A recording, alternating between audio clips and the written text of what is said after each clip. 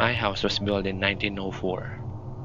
It is a single-family home, wood frame setting on a concrete block foundation. I have been living here for about 12 years. Of all the weird things that my siblings and me have seen or heard in this house, this one event is my favorite. This happened to my brother.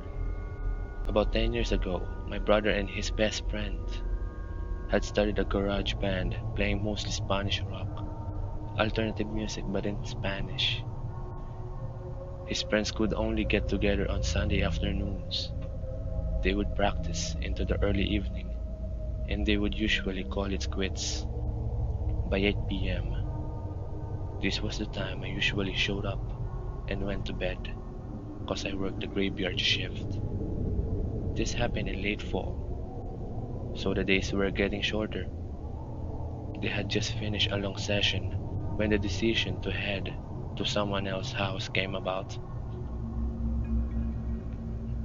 My brother handed his car keys to his buddies so they could load up the equipment.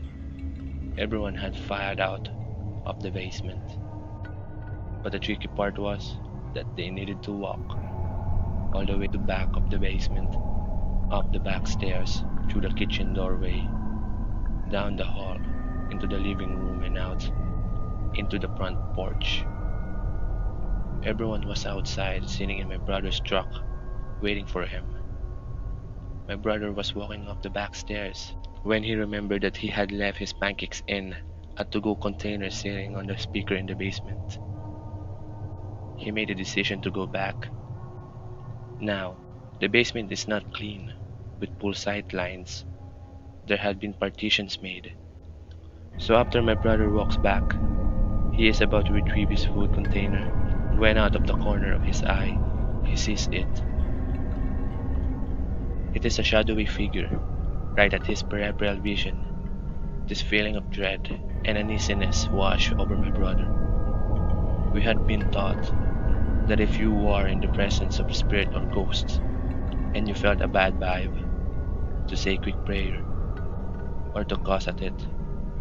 My brother chose the latter. He basically just told it, "Hey, fuck you, I don't have time for this shit." My brother started to walk the back of the basement and briskly up the stairs, closing doors and turning off the lights. As he was walking out, the last light switch is on the opposite side of the front door. Luckily, the door was open and the light from the street lamp was flooding the living room with its amber light.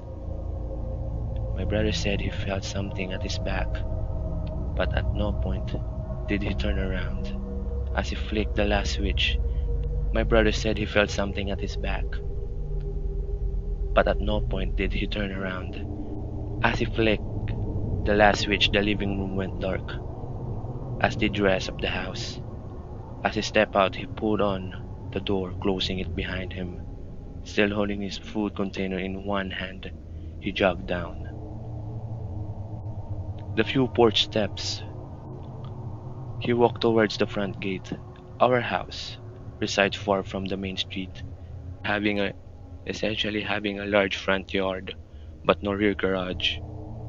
As he closed the gap between himself and his friend-laden truck, he kind of smiled and thought things over in his head, mad at himself, mad at himself for the spooking out when there was no reason.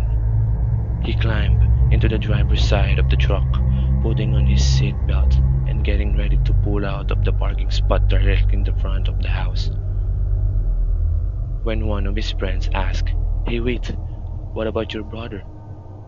Isn't he coming with us?" My brother answered, "What do you mean? He went to work early tonight. He is already gone. Do you see his car anywhere?" The next question they asked, "So then, who was walking behind you when you were leaving the house?"